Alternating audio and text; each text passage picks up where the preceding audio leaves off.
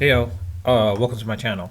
Um, I didn't get a chance to touch on this actually because I was a little, I don't want to say surprised, but more of just a little bit wondering why they were doing this. But in any case, it's related to, I don't know if you've seen a story, it was yesterday basically about the fact that YouTube is getting rid of the feature that was commonly used, oh, it used to be commonly used. Actually, it wasn't commonly used, to be quite honest. I shouldn't say that. It was more of a case where they were copying Snapchat, as others copied them as well too. Like Twitter copied Snapchat stories. It was YouTube stories. Stories is going away from YouTube. They're axing it. They're nixing it.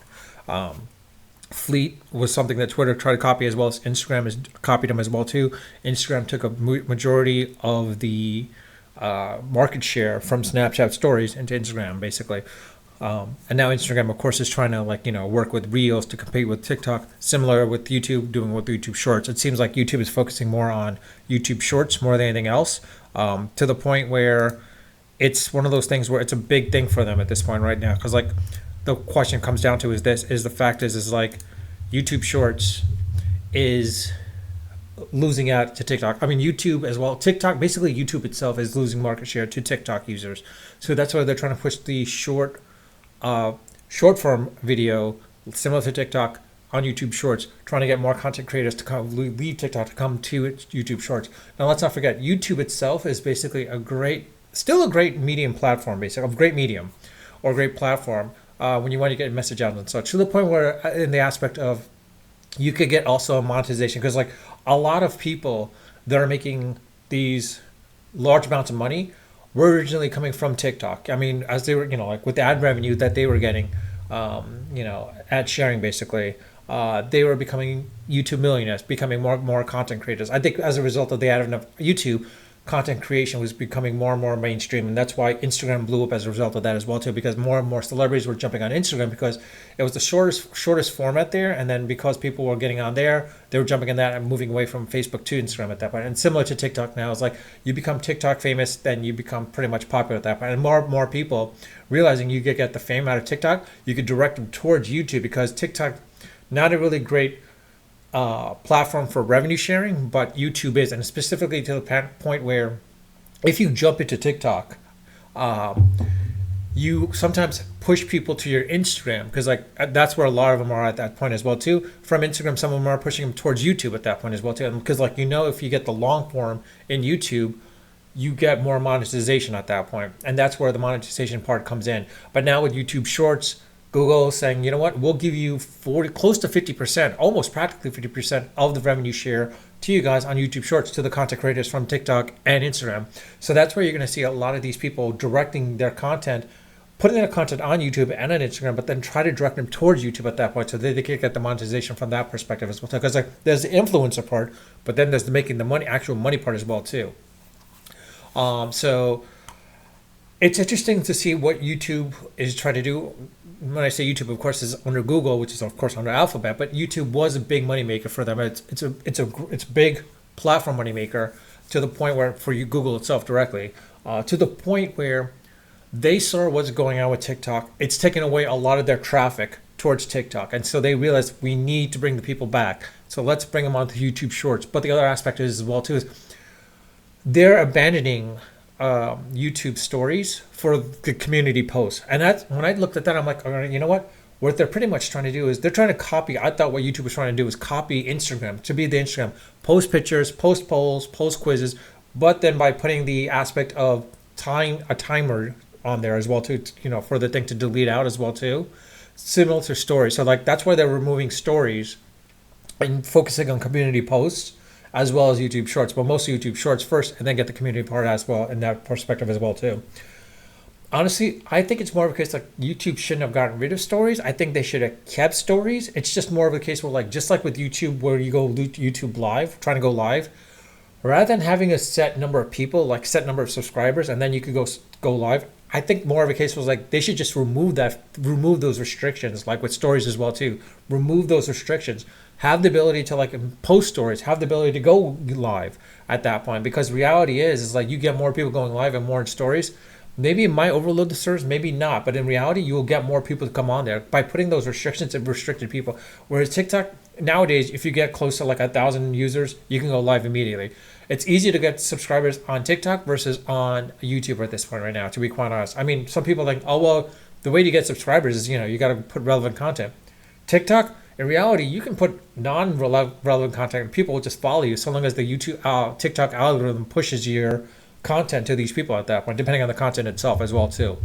Honestly, for me, TikTok wise, yeah, on average, it's about 2 to 300, between 2 to 300 views that I get on TikTok. Rarely do I ever break 1,000. I don't think I've ever broken 1,000. Maybe I came close to 16,000 because I posted something about Nikki Hilton when they were at doing the Oscars 2 years ago, and that's the reason why I just went up. If I had some relevancy of some like other celebrities or a video of some celebrities, then maybe it might blow up at that point as well too. But in reality, it wasn't a case where like I was looking for that. I was looking more of a case where trying to get the subscribers, but then also getting 1,000 to 12,000. If you the more views you get, the more better it is as well too, because like then the algorithm gets pushed out to other people. Algorithm like focuses a little bit on you. I believe so, anyways. But in any case, the whole thing in this situation is this is more of a case where they're trying to, like I said, they're trying to basically become more like Instagram. I thought, quite honestly, where if they can become more like Instagram, then it's one of those things where they can compete with them basically and become much more powerful platform and take away a lot of the market share from Facebook as well too. But for them to do that, it's going to be very hard to do, I think. And that's something I think they got to build on. That's why I believe they should still keep stories, honestly, because with stories, it doesn't hurt them, honestly. It doesn't hurt them. You could just leave it there and let them be there, basically, and it doesn't do anything at that point. I mean, what harm does it do, actually, to be quite honest? Does it do any harm at all? I don't think so. I honestly think it keeps them to the point where it'll be there. People might still use it. It might not be promoted as much, but it can still be there to the point where like you could still steal some market share away from Snap onto YouTube itself. Because like it's more of a case you put the stories on place. If it becomes a little bit popular, then people will start using the other aspects: the video part, the live part, the story shorts part, as well as the community post part as well too. And even the community post part might be different story as well too. Honestly, I posted a few things on the community post. Hasn't really got me much. Can I post on stories? Not yet, unfortunately, because I don't meet their requirements to post a story. So that's one of the things where I'm like, okay, I could see why they want to maybe get rid of it because people are posting more and more than stories, but I don't know. It's hard to determine. The real question is what what YouTube can do to steal a lot of the Instagram users. And I think it's come down to this is basically maybe remove some of those fake YouTube accounts, Google accounts. I mean, at the time when you had a Google account, you had an automatic YouTube account. Similar to when you had a YouTube or Google account, you had to get a G Plus account. And then you got into there. I think, honestly, right now what they should do is they should have the ability to sign up for YouTube without having a Gmail account. People want to have Gmail, great. But in reality, I think it's more of a case you should have the YouTube account without a Gmail account. Having a non-Gmail account or non-Google account works to the point where like then people won't be too worried about it. Because honestly, some people are like, I don't want to have a Google account. I don't want to have a Gmail account. I'd rather have a YouTube account. Now, yeah, if you sign up for a Gmail account, then you automatically get a YouTube account, which is not a problem. I think that people are, it's more of a case where like, will people use Gmail? Maybe, maybe not. Who knows? But in reality, I think it's more of a case where YouTube needs to, I don't want to say focus and hunker down, but maybe work the algorithm a little bit better as well too, to be quite honest, on the YouTube Shorts part. Now the YouTube itself, basically, I don't know how that works. Quite honestly though, the thing is what you got the YouTube title, the description, and the tags. Filling those three separate things, it's kind of a pain in the butt, quite honestly. I think that's why TikTok is so much easier to use, is because the fact is like you have the title and sort of the description if you want to have a description, but in reality, it's all in one little thing basically. You just expand on it if you want to expand on it. Whereas on YouTube, you've got to go for YouTube Shorts specifically as well too. You have to put a title, then you have to put the description, and then you have to put a tag on there just to see for your algorithm, just for your content to be pushed out a little bit. Remove that piece of the tags and the description, and then you might have more and have that ability to put the title in place. And then that kind of differentiates you from an actual YouTube video. Right now, like literally, if you see some of my content for YouTube, you'll see that my description, there's not much in the description because I was like, why do I need to put the description? I'd rather have it on the title. If they're focusing on the title a bit more than the description and the tags, why even bother? That's why you rarely ever see me putting tags.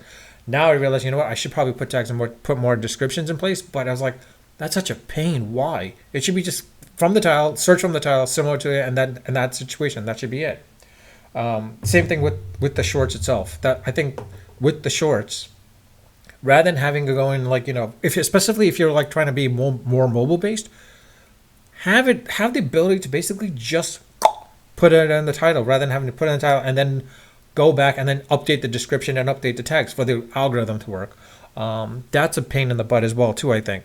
The other aspect as well is, I would say this is this: if YouTube can sort of make the live go quicker versus having to do all the stupid stuff, just do quickly, I think that makes the live much more better as well too. It makes it much more easier. Whereas like with TikTok, you have the ability to go live very quickly, similar to Instagram live.